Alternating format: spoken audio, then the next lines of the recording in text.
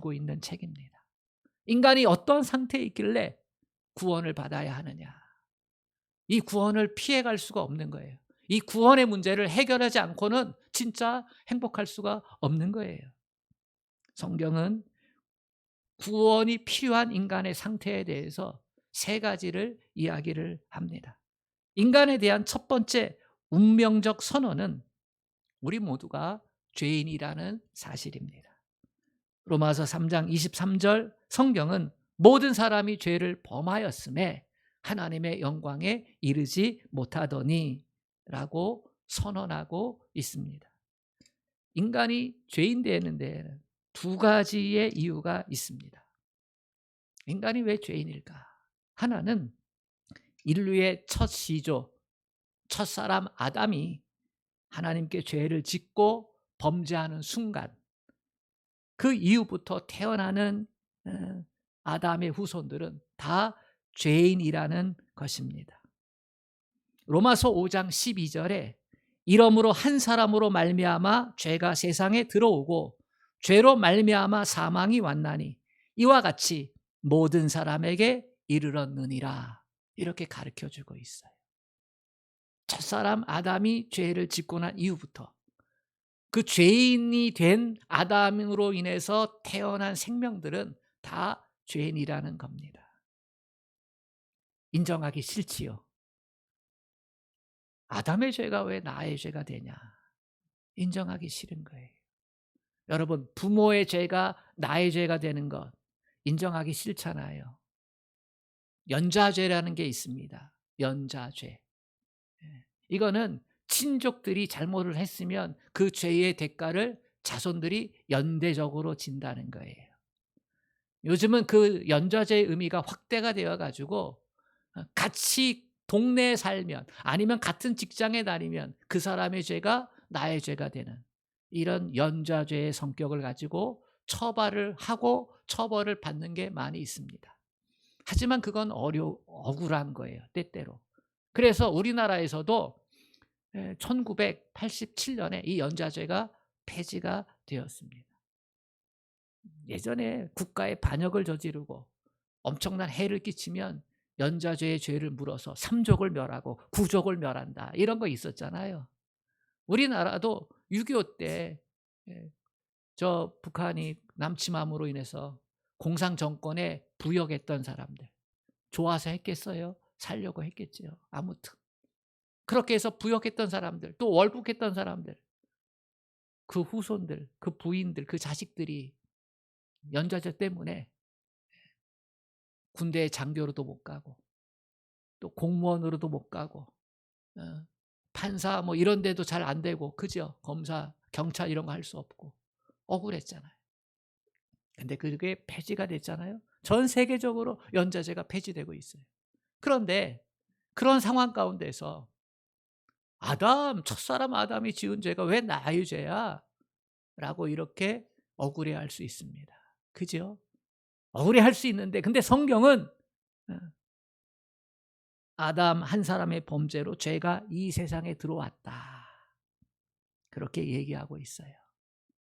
내가 인정하고 싶고 인정하고 싶지 않던 간에 일단 그렇게 선언하고 있다는 사실을 염두에 두세요. 또 하나는 우리가 왜 죄인이냐? 내가 현실적으로 죄를 짓고 있다는 사실 때문에 죄인입니다. 죄를 안 짓고 사는 사람이 어디 있겠습니까? 정말 법 없이 살아도 되는 사람도 실상은 죄를 짓고 살아갑니다. 상대적으로 적게 짓는 것이지 죄가 없지는 않습니다. 여러분, 모든 사람이 죄를 범했다고 하는 하나님의 선언에서 예외적일 수 있는 사람은 아무도 없습니다. 요한일서 1장 8절에 만일 우리가 죄 없다 하면 스스로 속이고 또 진리가 우리 속에 있지 아니할 것이라고 가르치고 있습니다.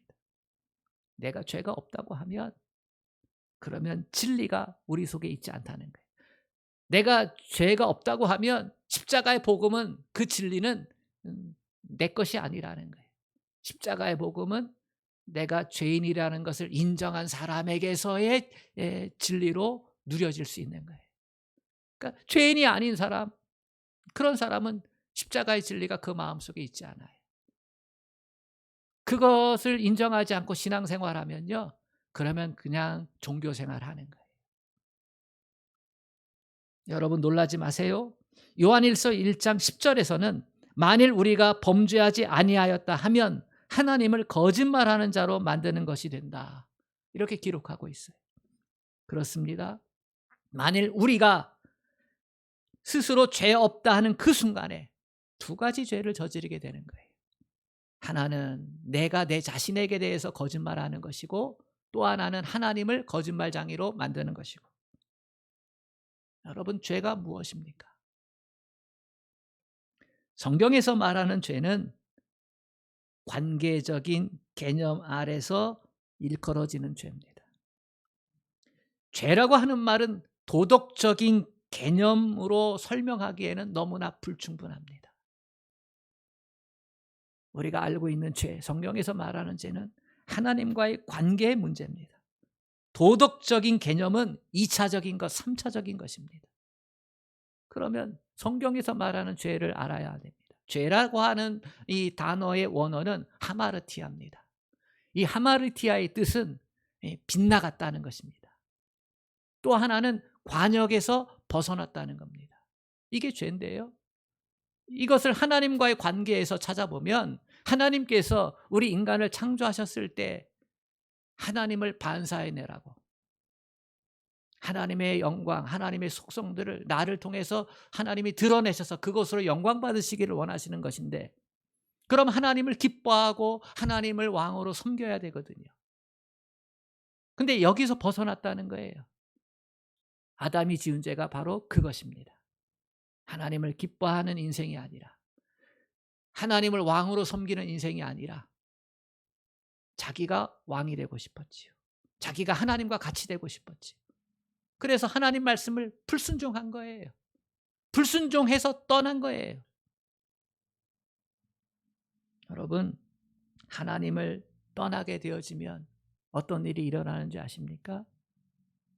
그렇게 되면 욕심을 왕으로 섬기게 되어집니다. 하나님을 떠난 인생은 이 병든 자아가 욕심의 지배를 당하고 욕심의 종속을 하게 되어집니다. 야고보서 1장 5절에 욕심이 잉태한 즉 죄를 낳고 죄가 장성한 즉 사망을 낳느니라 그랬습니다. 하나님을 왕으로 섬기면, 그러면 우리 인생의 목적에서 부합을 해서 행복한 인생을 살아갈 수 있는데, 하나님을 떠나게 되는 것 그 자체가 죄라는 거예요. 왜냐하면 그 하나님을 떠남으로 인해서 하나님이 왕이라 내 안에 있는 욕심이 왕이 되는 거예요. 그래서 내가 욕심의 종노릇을 하게 돼. 내 병든 자아가 어떠한 상황이든 어떠한 형편이든 다 욕심의 종노릇을 해요. 근데 그 욕심이 나로 하여금 죄를 짓게 만들고, 우리가 아는 윤리와 도덕적인 죄죠. 하나님을 떠난 죄가 내 안에 욕심이 왕노릇함으로 그로 말미암아서 윤리적이고 도덕적인 죄를 짓게 되는 거예요. 그러면서 죄가 왕노릇하게 되어져서 더 많은 죄를 짓고 그 죄로 인해 사망을 겪게 되는 거예요. 여러분, 여기서 우리가 죄를 정의해야 됩니다. 죄는 하나님에 대한 불순종이다. 그러므로 죄는 하나님과의 관계를 중심에 놓고 다루어지는 것이지 인간 관계에서 상대적으로 다루어지는 것은 아닙니다. 이걸 알아야지 돼. 예수님 당시의 사람들은 죄를 하나님과의 관계에서 찾기보다 상대적인 것들로 생각하는 오류를 범하게 되어집니다. 특히 하나님을 믿는다 하는 바리새인들이 더 그랬어요.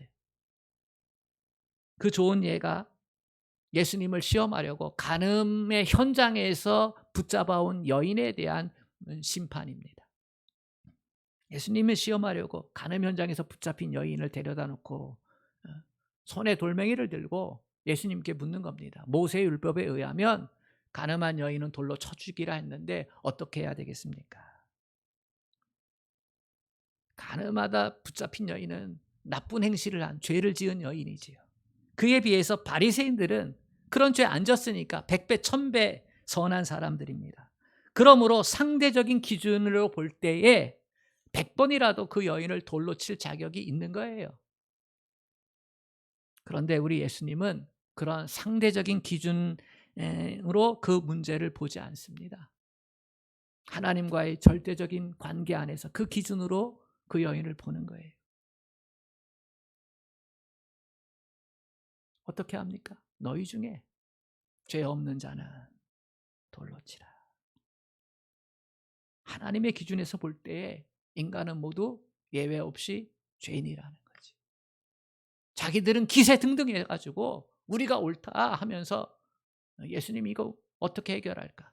돌로 쳐 죽이려고 하는데, 너희 눈에는 이 여인이 너희보다 더 못된 죄를 지은 죽어 마땅한 죄인이지. 근데 주님은요, 아니야. 너희도 하나님과의 관계에서는 똑같이 돌로 쳐 맞아 죽어도 아무런 하소연할 수 없는 똑같은 죄인이야. 똑같은 죄인이야. 너희 중에 죄 없는 자 먼저 돌로 쳐라. 그 자리에 아무도 안 남았어요. 아무도 안 남았어요. 하나님과의 관계에서 죄인 아닌 자가 아무도 없었어요. 아무도 없었어. 그러므로 인간은 죄인임을 깨달아야 합니다. 죄인임을 깨달아야, 그래야 생명의 길이 열리는 줄로 믿습니다. 근데 이게 안 깨달아지는 거예요. 내가 얼마나 쇳덩어리인지를 안 깨달아지는 거예요. 인류의 역사 가운데 중세시대까지는 그래도 하나님 무서운 줄 알고 살았어요. 근데 하나님을 섬겼던 그 사람들이 하나님 무서운 줄 모르고 하나님을 잘못 섬겨서 하나님을 믿는 사람들을 잘못 인도해가지고 타락했잖아요. 그래서 하나님을 믿는 사람들이 타락하면서 온갖 부정을 저지르니까 하나님 믿는데 왜 타락하지? 그래서 신은 죽었다 하면서 인간에게 집중을 했어요. 그래서 그전까지는 하나님의 아름다움 이런 것들을 음악으로 미술로 조각으로 표현을 했는데 그 이후부터는 바뀌었어요. 인간의 아름다움, 인간의 몸이 얼마나 아름다우냐, 인간의 영혼이 얼마나 아름다우냐, 인간의 이성이 얼마나 아름다우냐, 인간을 찬양하는 그러한 휴머니즘이 발달을 했습니다. 신 없어도 살 수 있다는 거예요. 우리 인간은 스스로 신 없어도 잘 살 수 있다. 봐라. 얼마나 과학기술이 발달하고 문화가 발달하고 살만하냐. 그러면서 자유주의, 이성주의로 이 역사가 바뀌어가기 시작을 했어요. 교회도 그러한 시류에 동조를 했지요. 그런데 덜컥 1차 세계대전이 터졌어요. 끔찍했지요. 그래서 인간 안에 선함이 있는가? 인간 안에 착함이 있는가? 인간 스스로 구원 얻을 수 있는가 하는 문제에 물음표를 던졌어요. 그래도 하나님께 돌아오지는 않았어요. 그런데 2차 세계대전이 끝났어요. 2차 세계대전이 발발했어요. 그 전쟁 가운데서, 그 참혹감 가운데서 인간이 얼마나 괴물인지를 보게 됩니다. 상상한 것 이상으로 인간은 커다란 죄를 저지릅니다. 짐승보다 더 못한 존재가 인간이라는 사실을 전 세계 사람들이 보는 거예요. 어떻게 인간으로서 그러한 죄악을 저지를 수 있는가?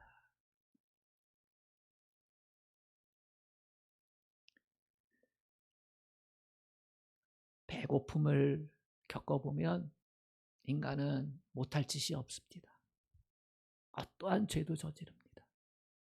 전쟁을 치러보면 인간이 얼마나 죄의 덩어리인지를 보게 됩니다. 우리나라도 그 겪었잖아요. 저는 우리나라가 왜 이렇게 예수를 세계 선교 역사의 유래를 찾아볼 수 없을 정도로 예수님을 믿게 되었는지. 그건요, 우리는 참혹한 시간들을 너무나 많이 보냈어요.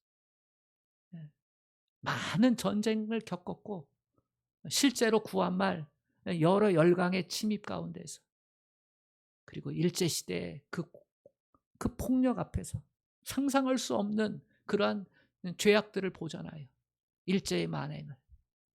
예수 믿는 사람들 교회당에 몰아놓고 불을 질러가지고 다 죽이기도 하고, 심지어 어땠어요? 세균 무기 만들려고 인간의 몸을 마루타 시켰잖아요. 근데 그런 일들이요, 2차 세계대전에 일어났던 일들을 일제시대 똑같이 했었어요. 얼마나 그 고문이 악질적이에요. 중동 전쟁을 보세요. 당장 우리의 눈에 보여진 중동 전쟁, 하마스와 이스라엘의 전쟁. 어린 아기들, 여아들, 어떻게 그렇게 계획적으로 와가지고 잡아서 갔잖아요. 인간 방패 삼으려고. 또 이스라엘은 어때요? 수천 발을 똑같이 퍼붓는 거예요. 수많은 민간인들이 죽잖아요. 얼마나 악한지를 보게 되어집니다.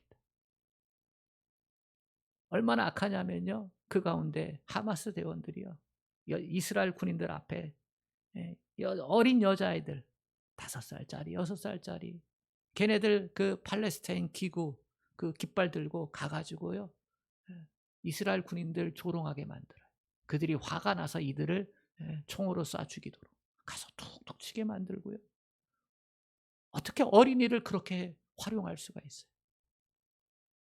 이성이 마비된, 인간 이성이 마비된, 그렇게 칭찬받고 그렇게 높였던 인간 이상이 마비된 죄악들을 누가 짓고 있어요?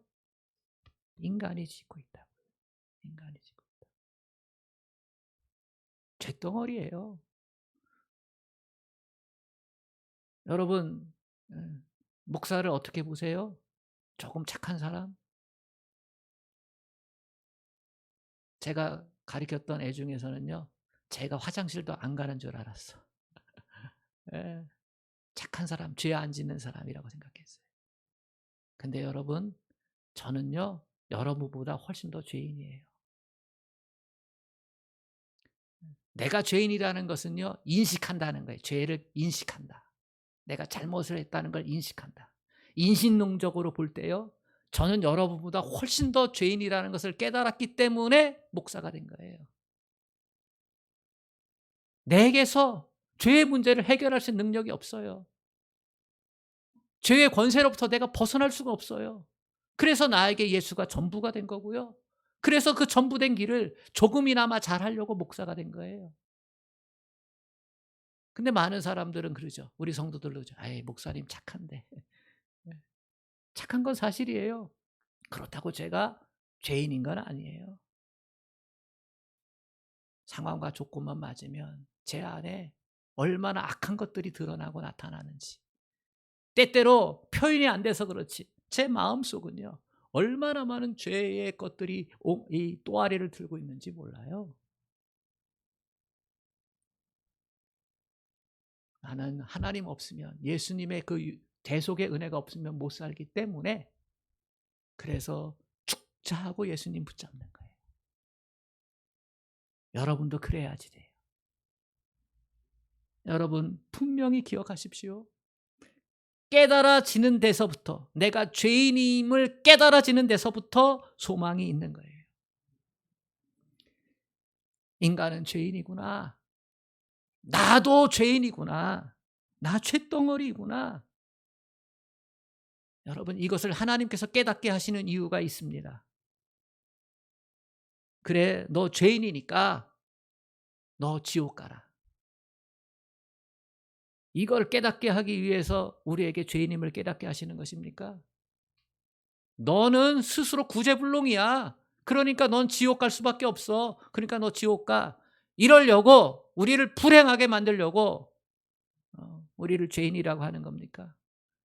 내가 인식하는 것만큼 내가 얼마나 큰 죄인인지 작은 죄인지를 깨달아 아는데, 하나님은 우리를 죄인 중에 죄인, 죄 덩어리, 죄 존재 자체라고 깨닫게 하시는데, 그럼 우리를 불행하게 만들려고 그렇게 깨닫게 하시는 것입니까?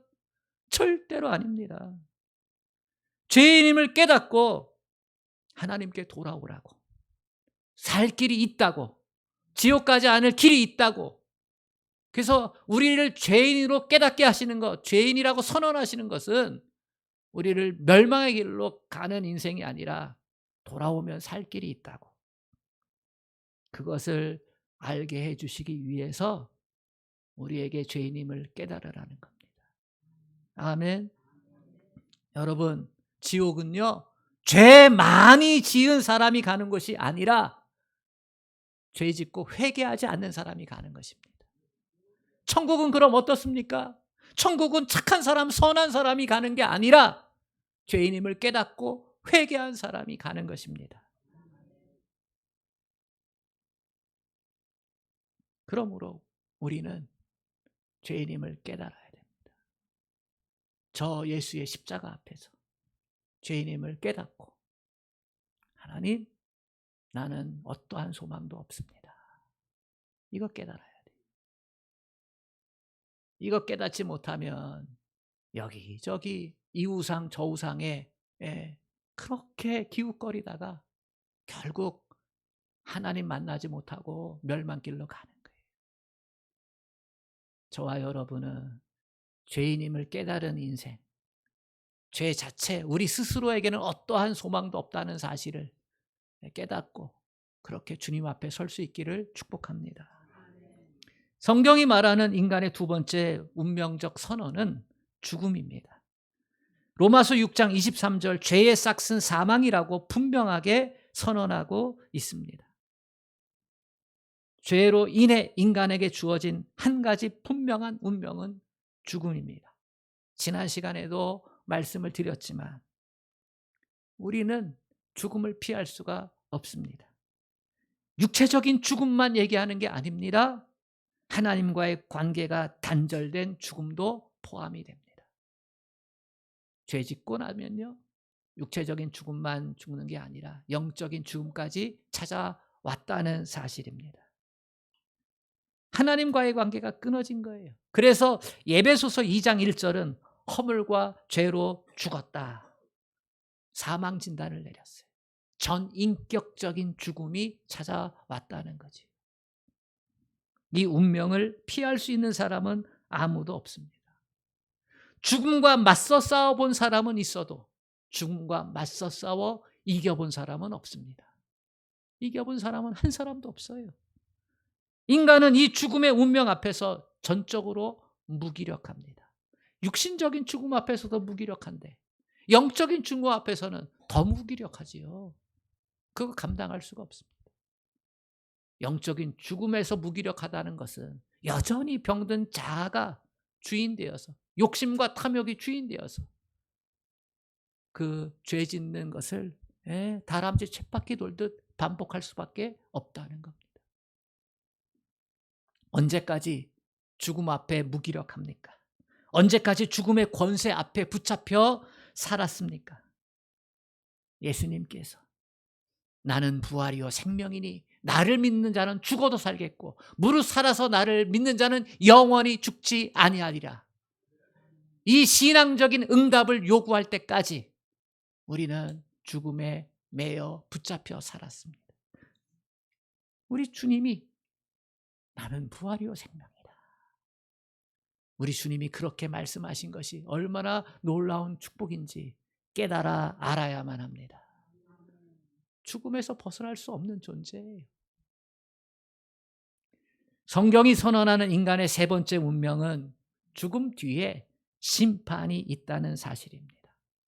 히브리서 9장 27절, 성경은 한 번 죽는 것은 사람에게 정하신 운명이고 그 뒤에는 심판이 있다 분명하게 기록하고 있습니다. 인간의 운명은 죽음으로 끝나는 게 아닙니다. 요한계시록 20장 12절 심판의 장면이 자세하게 묘사되어 있습니다. 또 내가 보니 죽은 자들이 큰 자나 작은 자나 그 보좌 앞에 서 있는데 책들이 펴 있고 또 다른 책이 펴졌으니 곧 생명책이라. 죽은 자들이 자기 행위를 따라 책들에 기록된 대로 심판을 받으니. 15절에 누구든지 생명책에 기록되지 못한 자는 불못에 던져지더라. 죽은 후에 심판이 있다는 겁니다. 누구나 예외 없이 심판을 받아야 합니다. 이때 죄 있는 자는 누구든지 지옥의 형벌을 피할 수가 없게 됩니다. 데살로니가 후서 1장 7절로 9절 성경은 똑똑하게 가르쳐 줍니다. 주 예수께서 자기의 능력의 천사들과 함께 하늘로부터 불꽃 중에 나타나실 때에 하나님을 모르는 자들과 우리 주 예수의 복음을 복종하지 않는 자들에게 형벌을 내리시리니 이런 자들은 주의 얼굴과 그의 힘의 영광을 떠나 영원한 멸망의 형벌을 받으리로다. 심판이 있습니다. 우리가 믿고 안 믿고와 관계가 없어요. 성경은 심판이 있다 이렇게 선언하고 있습니다. 죽음이 분명한 사실임과 마찬가지로 심판도 피할 수 없는 분명한 사실이라고 성경은 가르치고 있습니다. 여러분, 이 세상에 육신을 가지고 태어난 여인의 후손치고 죄와 죽음과 심판의 운명을 벗어날 수 있는 사람은 아무도 없습니다. 이 일은 인간으로서는 절대 해결 불가능한 일입니다. 그래서 하나님께서 사랑의 마음을 갖고 직접 해결하는 사랑의 행위를 하셨어요. 그것이 예수님을 이 땅에 보내주시는 거예요. 우리 인간 스스로는 이 죄의 문제, 죽음의 문제, 심판의 문제를 해결할 수 없기 때문에 하나님께서 죄 없는 하나님, 인간의 육신의 몸을 입고 이 땅에 보내주신 거예요. 사랑으로 보내주셨다는 거예요. 우리를 사랑해서. 그 예수님께서 하나님의 사랑을 가지고 외치셨어요. 마태복음 11장 28절. 수고하고 무거운 짐진 자들아 다 내게로 오라. 내가 너희를 쉬게 하리라. 죄 가운데서 죽음의 권세에 붙잡혀가지고 죽고 나서 어떻게 될지도 모르는 그러한 인생 사는 영적으로 무지한 우리를 위해서 우리 주님을 보내주신 거예요. 그 주님이 두 팔 벌려서 수고하고 무거운 짐진 자들아, 이 말에 이 세 가지 인간을 향한 운명적 선언이 다 담겨져 있는 거예요. 수고하고 무거운 짐진 자들, 스스로 해결할 수 없는 자들 다 내게로 오라. 내가 감당해 주겠다. 주님은 지금 이 시간도 부르고 계십니다. 우리는 구원받아야 합니다. 저와 여러분은 구원받아야 합니다. 아멘.